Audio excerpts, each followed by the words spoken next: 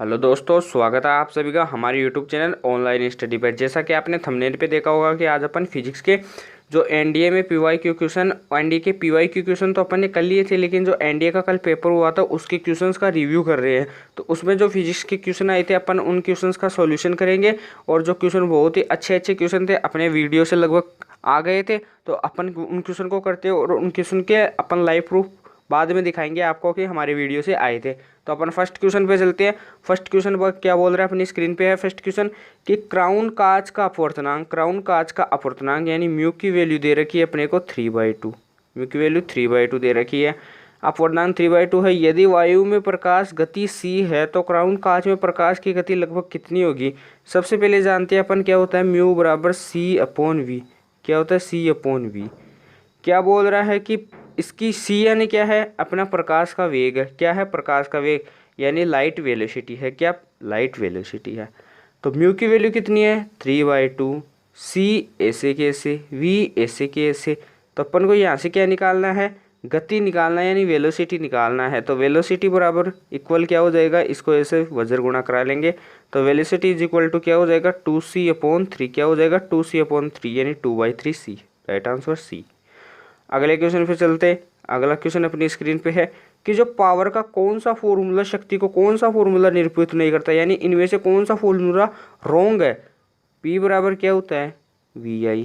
P बराबर VI होता है। P बराबर VI होता है। अपन जानते हैं ओम के लॉ से V बराबर IR होता है, I बराबर V/R होता है। V बराबर IR होता है, I बराबर V/R होता है। तो P एक फॉर्मूला तो ये हो जाएगा, एक हो जाएगा आई की वैल्यू रखेंगे V/R, तो एक हो जाएगा V²/R। थर्ड क्या हो जाएगा, अपन यहाँ पर रख देंगे V की वैल्यू। V की वैल्यू क्या हो जाएगी यहाँ से IR, तो I²R हो जाएगा। क्या हो जाएगा I²R। अब बचा कौन सा B बचा, तो इसका राइट आंसर B हो जाएगा क्योंकि B यहाँ पर रॉन्ग है। अगले क्वेश्चन पे चलते हैं। अगला क्वेश्चन अपनी स्क्रीन पे है दो उत्तर लेंसों की फोकस दूरी। अगला क्वेश्चन क्या बोल रहा है कि जो दो उत्तर लेंस है उनकी फोकस दूरी 50 सेमी और 25 सेमी है। यदि इन दो लेंसों को संपर्क में रख दिया जाए तो इस संयोजन का कुल क्षमता किसके बराबर होगा। सबसे पहले संयोजन यानी फोकस दूरी होती है ना उत्तर लेंस की, वो हमेशा क्या होती है धनात्मक होती है। क्या होती है, हमेशा धनात्मक होती है। पावर का फॉर्मूला होता है, पावर बराबर होता है 1/f यदि मीटर में है तो, यदि सेंटीमीटर में है तो 100/f यानी 100/f। इनकी संयोजन की जो फोकस दूरी होगी वो होगी 1/f is equal to 1/f1 plus 1/f2। 1/f is equal to 1/50 plus 1/25। इनका एलसीएम लेंगे तो वो कितना आएगा 50, और 50 को 50 से डिवाइड करेंगे तो 1, 25 को 50 से डिवाइड करेंगे तो 2। तो 1/f की वैल्यू क्या आएगी, अगली स्क्रीन पे लिख रहा हूँ उसको मैं। 1/f की वैल्यू जो आएगी वो कितनी आएगी 3/50।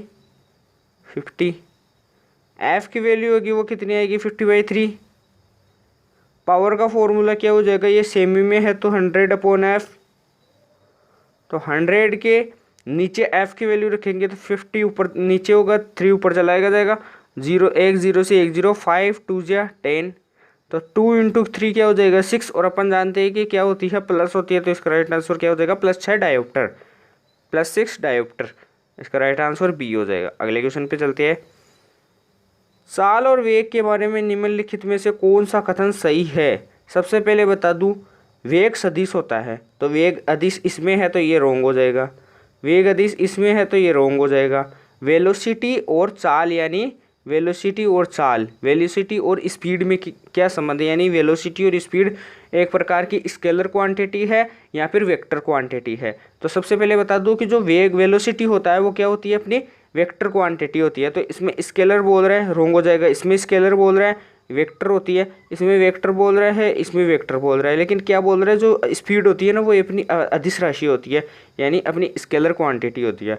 तो इसका डी ऑप्शन राइट हो जाएगा। अगले क्वेश्चन पे चलते हैं। निम्नलिखित में से किस यंत्र का प्रयोग चुंबकीय क्षेत्र की उपस्थिति का निर्धारण करने के लिए किया जाता है। निम्नलिखित में से किसका उपयोग चुंबकीय क्षेत्र की उपस्थिति का निर्धारण, एमीटर नहीं होता, यह धारा से संबंधित होता है। वोल्ट मीटर भी धारा से संबंधित होता है। ये डी ऑप्शन आपको नहीं दिख रहा है, इसको भी रोक कर लेना। सी ऑप्शन इसका राइट आंसर हो जाएगा, चुंबकीय सुई। चुंबकीय सुई होती है ना, उससे अपन पता लगाते हैं कि जो चुंबकीय क्षेत्र है वो नॉर्थ की तरफ है, साउथ की तरफ है, वेस्ट ईस्ट किस तरफ है ज़्यादा, है ना। अगले क्वेश्चन पे चलते हैं। डीसी जनित्र किस सिद्धांत पर कार्य करता है? डीसी जनित्र किस सिद्धांत पर काम करता है? तो फर्स्ट ऑप्शन क्या है इसका? ओम के नियम पर। डीसी का मतलब हो जाएगा डायरेक्ट करंट। डीसी की फुल फॉर्म क्या हो जाएगी? Direct current. क्या हो जाएगी? Direct current. ये किस सिद्धांत पर कार्य करता है, यानी कि किसके प्रिंसिपल का कार्य करता है? ओम्स लॉ पर, जूल के उष्मा के ताप नियम पर, फेराडे के विद्युत चुंबकीय प्रेरण के नियम पर। इसका राइट आंसर हो जाएगा ए रोंग हो जाएगा, बी रोंग हो जाएगा, डी रोंग हो जाएगा। इसका राइट आंसर क्या हो जाएगा? ए फेराडे का विद्युत चुंबकीय प्रेरण के नियम पर। इसके अनुसार यह विद्युत धारा उन्हीं कारणों का विरोध करती है जिनके कारण उसकी उत्पत्ति हुई है ना। तो इसमें धारा का मान क्या हो जाएगा? शून्य। अगले क्वेश्चन पे चलते हैं। किसी बल्ब द्वारा, ये मैंने क्वेश्चन करवाया था, बस इसमें न्यूमेरिकल वैल्यू चेंज है। क्यू बराबर आई टी से हमने एक क्वेश्चन किया था न्यूमेरिकल, क्यू बराबर आई टी से, और ये आया है। और लास्ट में एक सोनार वाला भी अपन ने किया था कि सोनार कौन सी में होती है? प्राशर्व्य में। सोनार प्राशर्व्य तरंगे में होती है, ये आया था, मैं बताया था। इसके साथ अल्ट्रासोनोग्राफी का भी बताया था मैंने। अगला क्वेश्चन है कि किसी बल्ब द्वारा 10 मिनट के लिए 0.6 एम्पियर की धारा ली जाती है। परिपथ में से होकर प्रवाहित होने वाले विद्युत आवेश की मात्रा निम्न में से क्या होगी? Q बराबर क्या होता है अपना? I T. Q बराबर आई टी। आवेश की मात्रा पूछ रहे हैं तो I की वैल्यू 10 और T की वैल्यू 10 T की वैल्यू है, और 0.6 क्या है? एम्पियर करंट की वैल्यू है। पॉइंट हटाएंगे, नीचे 10 आएगा, 10 से 10 जाएगा, आंसर क्या आएगा? 6 कूलाम। क्या आएगा? 6 कूलाम। बी रोंग हो जाएगा, सी रोंग हो जाएगा, डी रोंग हो जाएगा। B wrong, C wrong, D wrong. अगले क्वेश्चन पे चलते हैं। ध्वनि तरंगों के आयाम को किस यूनिटों में मापा जाता है? ध्वनि तरंगों के आयाम को, सबसे पहले बता दूं, ध्वनि तरंगों के आयाम को समय में नहीं मापा जाता, चाल में तो ना मापा ही नहीं जाता, क्योंकि चाल तो एक खुद वो है, एक फॉर्मूला है।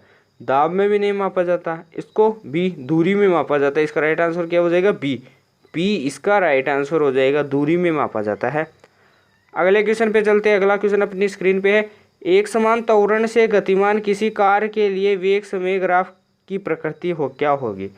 एक समान त्वरण से, यानी एक समान कोई त्वरण से कोई गति कर रहा है, एक समान त्वरण से, एक समान त्वरण से वह गति करेगा तो वो ऐसे ऐसे जाएगा, तो ऐसे ऐसे जाएगा तो उसका आकार क्या होगा? परवलयाकार होगा। क्या होगा?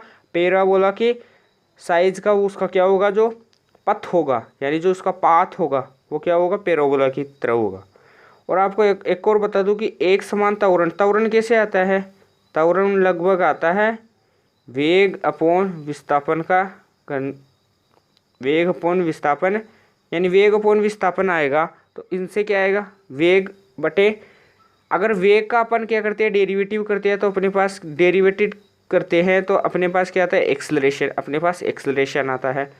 इसको यहाँ पे ले जाते हैं, डी वी बराबर डी एक्स होता है, यानी आप परवलय लगा लेना। इसका राइट आंसर परवलय होगा। क्यों? क्योंकि एक समान त्वरण से गतिमान है। बी रोंग हो जाएगा लघु गुणकीय, सी रोंग हो जाएगा रेखीय, और डी रोंग हो जाएगा चरघातांकी। डी रोंग हो जाएगा चरघातांकी। इसका राइट आंसर क्या हो जाएगा? ए हो जाएगा। ए इसका राइट आंसर हो जाएगा। अगले क्वेश्चन पे चलते हैं। अगले क्वेश्चन पे चलते हैं, नेक्स्ट स्लाइड पे जा रहे हैं अपन। अगला क्वेश्चन क्या है अपनी स्क्रीन पे कि जब ध्वनि के तारत्व यानी पिच चूड़ी अंतराल में वृद्धि होती है तब निम्नलिखित में से किस में वृद्धि होती है? तब निम्नलिखित में से किसकी वृद्धि होती है? ए क्या दिया हुआ है? तीव्रता। बी क्या दिया हुआ है? प्रबलता। सी क्या दिया हुआ है? तरंगदैर्ध्य। डी क्या दिया हुआ है? आवृत्ति यानी फ्रीक्वेंसी। और बी क्या है? तरंगदैर्ध्य यानी वेवलेंथ। वेवलेंथ। तो इसका राइट आंसर क्या हो जाएगा? वेवलेंथ पे। इसका राइट आंसर बी हो, सी हो जाएगा। डी रोंग, बी रोंग, ए रोंग हो जाएगा। अगले क्वेश्चन पे चलते हैं अपन। क्वेश्चंस को थोड़ा जल्दी जल्दी करेंगे अपन।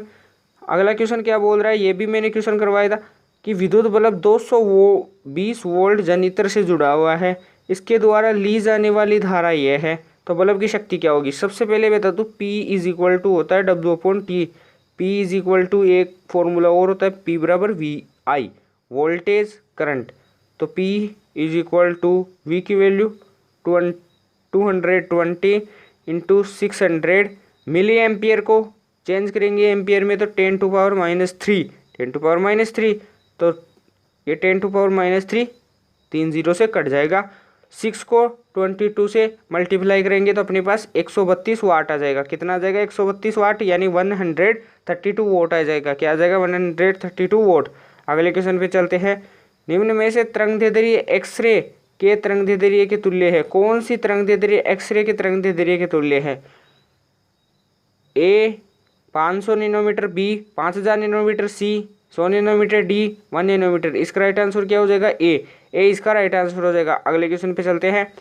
कोई वस्तु दो बराबर आयतन वाले भागों से बनी हुई है। एक भार का घनत्व रो नोट और दूसरे भाग का घनत्व 2 रो नोट है, तो वस्तु का औसत घनत्व क्या होगा? सबसे पहले बता दूंगा, जो वस्तु का औसत घनत्व होगा रो एवरेज, वो होता है रो 1 प्लस रो 2 अपॉन 2 होता है।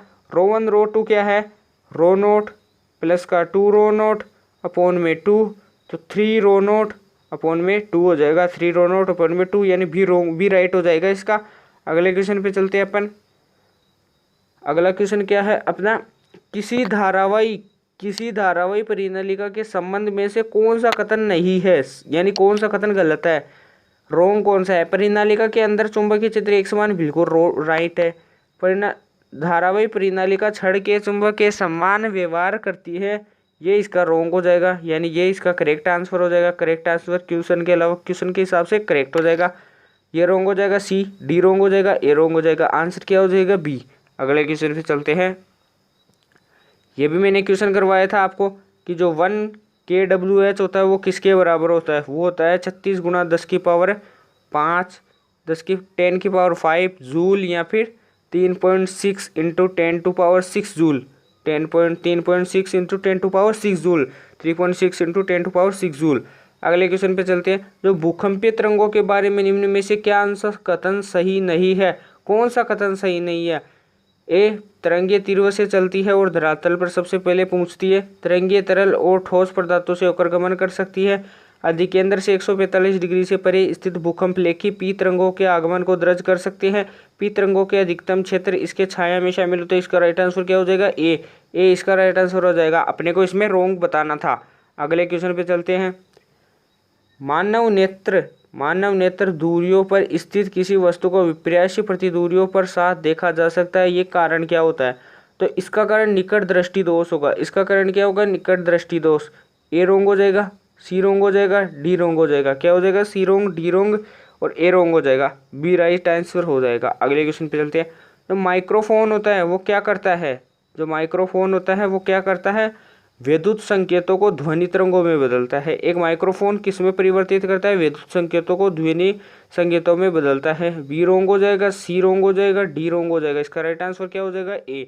अगले क्वेश्चन पे